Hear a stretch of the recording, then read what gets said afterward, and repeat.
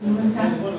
Datta education society अंकुरकोटचे केसरी Ganpatrao Ambedkar high school आंबे येथे आज आपला 2002-03च्या 10वीचा शैक्षणिक वर्षाचा स्नेह संमेलन आपला स्नेह मेळावा आहे. त्यानिमित्त आपले सर्व गुरुवर्य सर्वांना नमस्कार. माझे सगळे मित्र मैत्रिणी त्यांचेही सर्व स्वागत.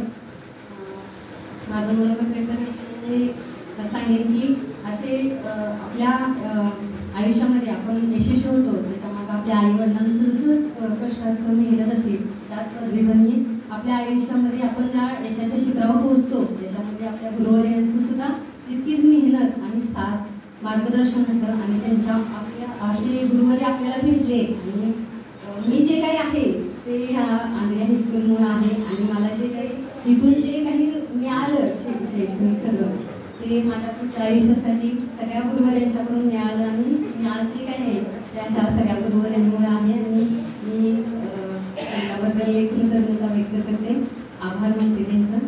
थँक्यू.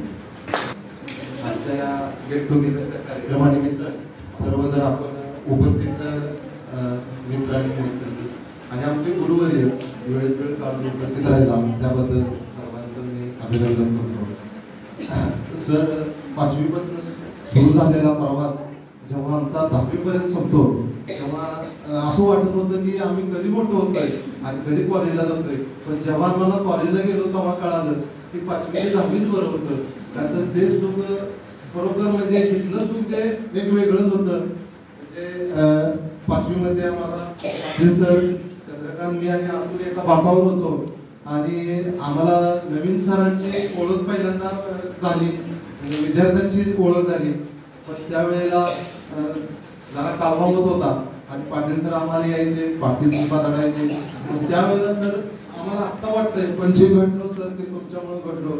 आमचे गुरुवारी खंडाळे सर असतील 5वी 6वीला आम्हाला स्काउट गाईडला होते. पण सर अजून तुम्ही दिलेली कामपड माझ्या लक्षात राहते का चपटी गाठ आणि चाड्याची गाठ मला आत्ता बांधायला होती तरी मला यायचं. मी अजून सगळं 4 माणसं सांगतो. त्यावेळेला मला सरांनी सांगितलेली म्हणजे आणि मला सांगितलं तू क्षण नाही काय आणि तुला गाठ बांधता येत नाही आणि तू कशाला झालाय. त्यावेळेला सर ते म्हणजे आत्ता सगळं ते आम्हाला शब्द आठवतात. माळी सरांचं तर भूमितीबद्दल बोललं तर सर बरोबर आम्ही तुमच्या भूमितीमुळे आम्ही 10वी पास झालो. खरोखर आम्हाला म्हणजे त्यावेळेला वाटत होतो आम्ही पास होतोय नाही, पण आम्ही सर जे घडलो ते तुमच्यामुळे घडलो. आमचे माने सर असतील तर सॅन कॉस थिटा सर अजून तुमचं आमच्या लक्षात येतं. एकमेव वर्गात उभा राहिलेलो आणि म्हटलं सर मला तुमचं काही कळालं नाही, पण सगळं वर्ग बसवला आणि मला तुम्ही वेदम मारलं तेव्हा मला काय राहत नाही. पण सॅन कॉस थिटा आज जर मी नाव काढलं तर माने सरांच्या आठवणीत आमचे मस्के सर असतील, राहुल पाटील सर असतील, आज माने मॅडम मॅडम या येऊ शकले. शिंदे सर आम्हाला मुख्य ढोले शिक्षक होते.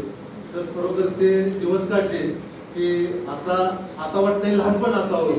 पण त्या या कार्यक्रमानिमित्त मी छोटीशी मला एक कविता मिळाली. मी कविता म्हणणार आहे सर. आणि 2 शब्द. शाळेसारखं सुख नाही अशीच माझ्या एका मित्राने मला सेंड केली. म्हणू दे ना. मी खिडकीच्या बाहेर आनंद शोधत बसलो. तोवर 10वीचा पेपर झाला. मी गेलो हायस्कूल सोडून. माझ्या वर्गातला बेंच तिथंच राहिला.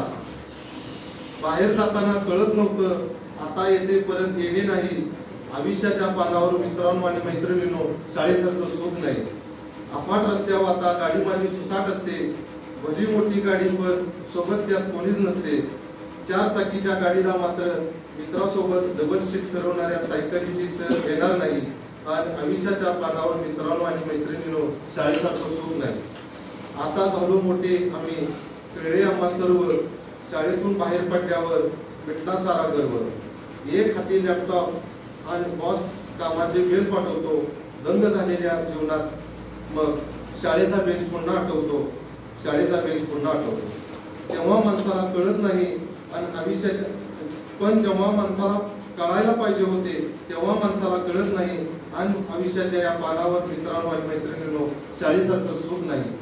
आता दिवसाला आणतो मी खूप सारे पैसे कमवून. पैसा म्हणत सारे जातो साऱ्या गर्दीत हरवून. त्या भल्या मोठ्या रकमेला आईच्या 1 रुपयाची सर नाही, पण आयुष्याच्या पानावर मित्रांनो आणि मैत्रिणींनो शाळेसारखं सुख नाही.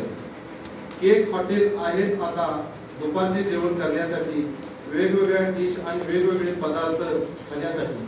त्या सगळ्या जेवणातला मात्र मित्रांसोबतचा शाळेतला खाल्लेल्या डब्याची जेवणाची चव नाही. आणि आयुष्याच्या पानावर मित्रांनो आणि मैत्रिणींनो शाळेसारखं सुख नाही. धन्यवाद.